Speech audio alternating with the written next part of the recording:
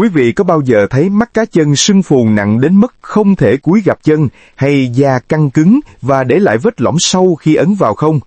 Nếu đây là thực tế quý vị đang đối mặt mỗi tối, xin quý vị lắng nghe thật kỹ.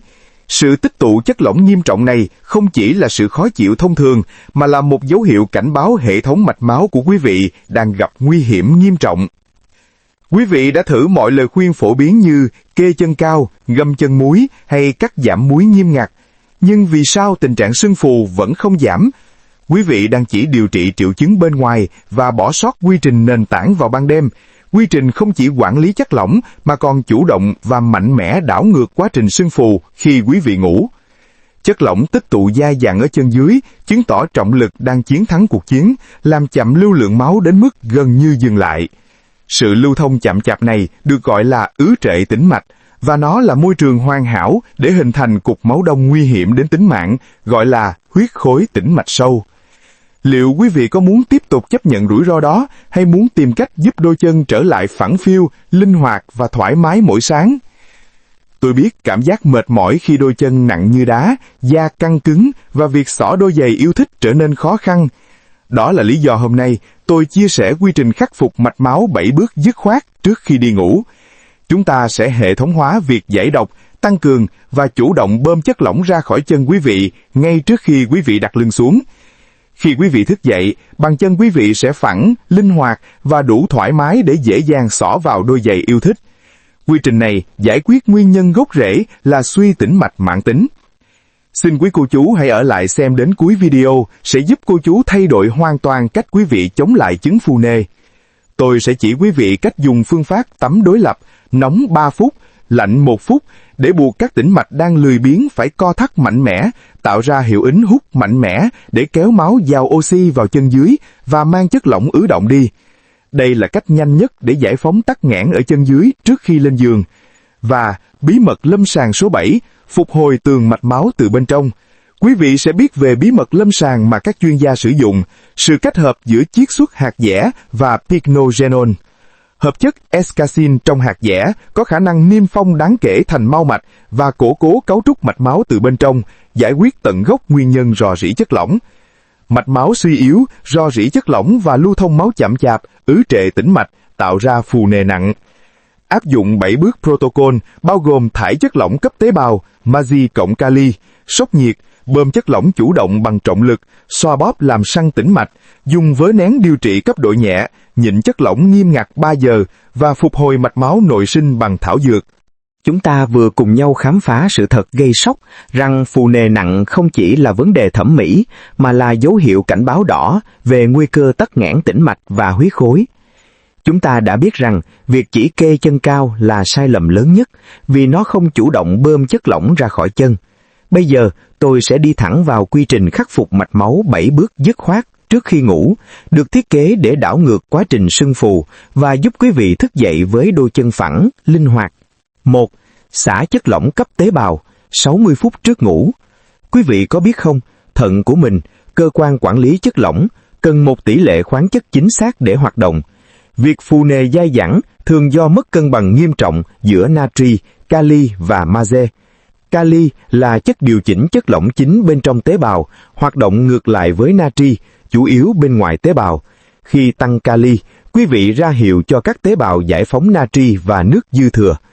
Magie citrate là chất thư giãn cơ trơn tự nhiên, giúp làm giãn thành mạch máu. Pha 300 đến 400 mg magie citrate, khoảng 1 muỗng cà phê, với một nhúm lớn kali bitacrate, khoảng 1/4 muỗng cà phê, còn gọi là cream of tartar, vào khoảng 355 ml nước. Uống chậm rãi 60 phút trước giờ ngủ.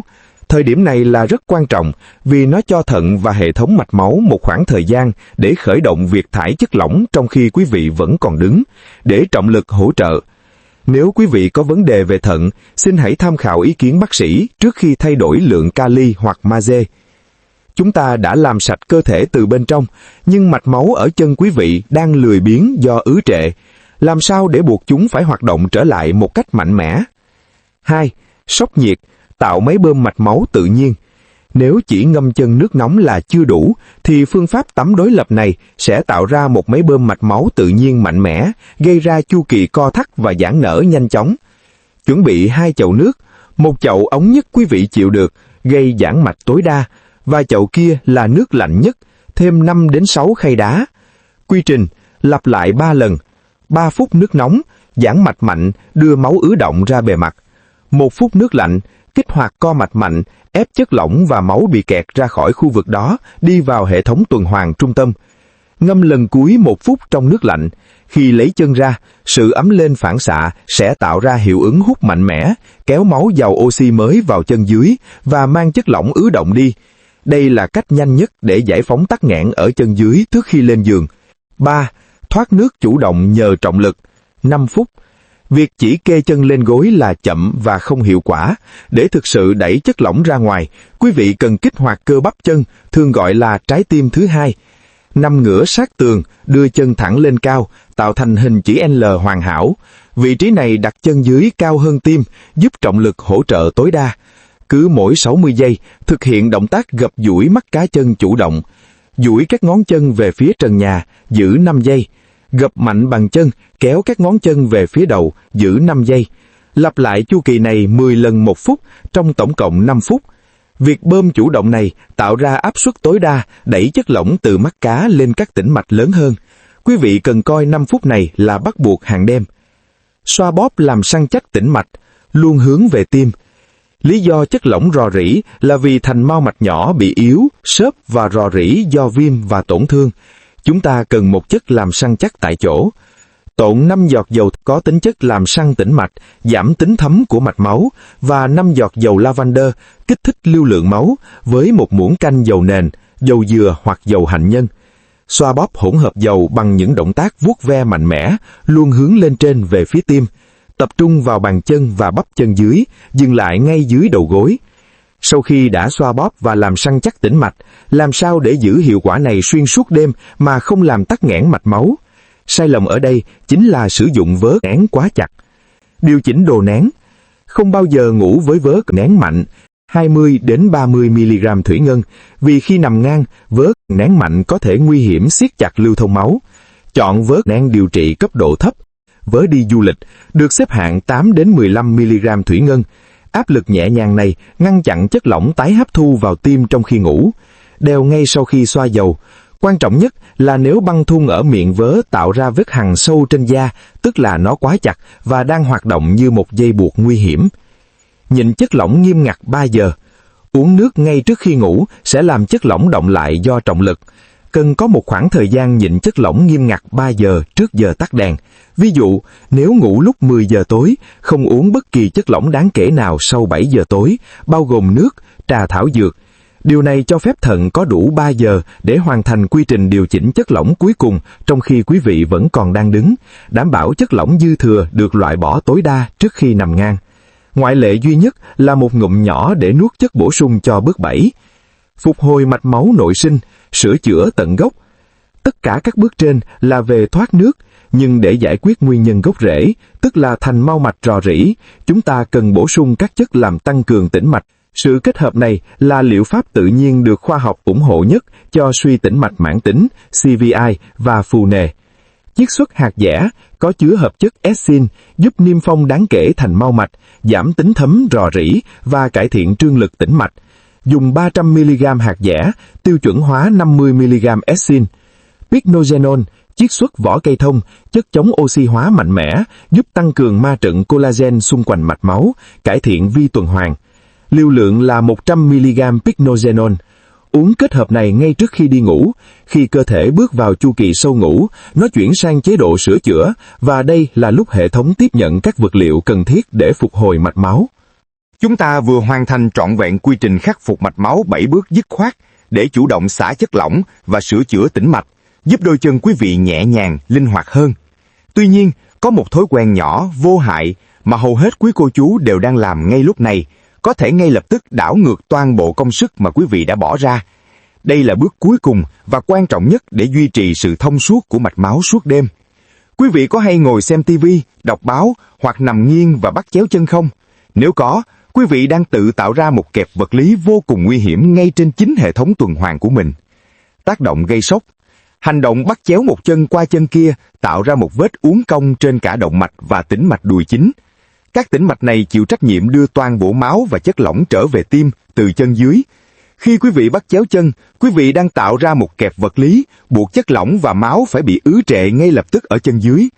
Sau tất cả các bước quý vị đã thực hiện, xả chất lỏng, sốc nhiệt, bơm chủ động, nếu quý vị bắt chéo chân khi ngồi nghỉ hoặc khi lên giường, quý vị đã tạo lại sự trì trệ ngay tại chân dưới.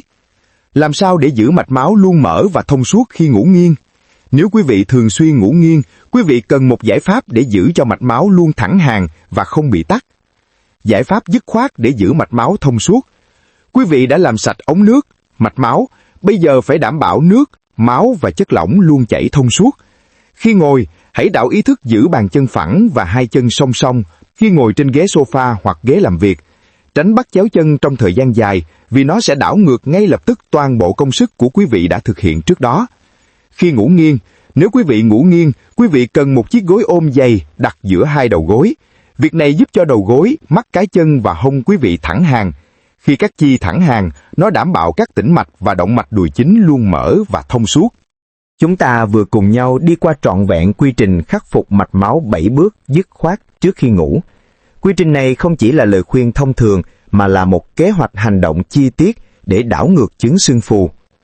Chúng ta đã học cách xả chất lỏng cấp tế bào bằng kali và magie để thận thải chất lỏng dư thừa, gầy sốc nhiệt 60 giây để tạo máy bơm mạch máu tự nhiên, thoát nước chủ động nhờ trọng lực 5 phút để ép chất lỏng bị kẹt ra khỏi bắp chân, xoa bóp làm săn chắc tĩnh mạch bằng tinh dầu, luồn vuốt lên hướng về tim, điều chỉnh độ nén bằng vớ cấp độ thấp 8 đến 15 mm thủy ngân để duy trì hiệu quả giảm phù nề suốt đêm, nhịn chất lỏng nghiêm ngặt 3 giờ trước giờ ngủ để thận có thời gian xử lý chất lỏng dư thừa.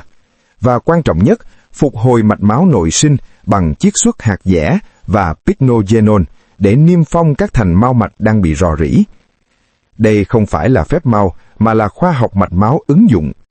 Tôi biết cảm giác mệt mỏi và lo lắng khi thấy đôi chân sưng nặng như đá, da căng cứng và nguy cơ huyết khối tĩnh mạch sâu luôn rình rập. Nhưng bây giờ, quý vị đã có trong tay kế hoạch hành động hàng đêm để đạt được sự thoải mái và sức khỏe tuần hoàn lâu dài. Khi quý vị thức dậy, đôi chân sẽ phẳng, linh hoạt và đủ thoải mái để xỏ vào đôi giày yêu thích của mình. Xin quý cô chú hãy áp dụng nghiêm túc 7 bước này ngay tối nay, đừng chần chừ. Sự thoải mái và sức khỏe tuần hoàn lâu dài của quý vị phụ thuộc vào đó. Nếu quý cô chú thấy những kiến thức về phục hồi mạch máu này có giá trị, tôi mong quý vị hãy bấm like, đăng ký kênh Radio Tuổi Vàng và chia sẻ video này. Việc này sẽ giúp những người cao tuổi khác cũng biết về bí mật lâm sàng này và cách khắc phục chứng phù nề tận gốc rễ. Quý vị có bất kỳ thắc mắc hay chia sẻ kinh nghiệm nào, xin hãy bình luận bên dưới để tôi biết nhé. Cảm ơn quý cô chú rất nhiều vì đã theo dõi và đồng hành cùng tôi. Chúc quý vị luôn khỏe mạnh, an lành và có một đêm ngon giấc với đôi chân nhẹ nhàng. Nếu quý vị muốn biết thêm về 3 loại thực phẩm hàng ngày đang âm thầm phá hủy độ đàn hồi mạch máu của quý vị và gây ra chứng viêm mãn tính này, hãy tìm xem video tiếp theo của tôi.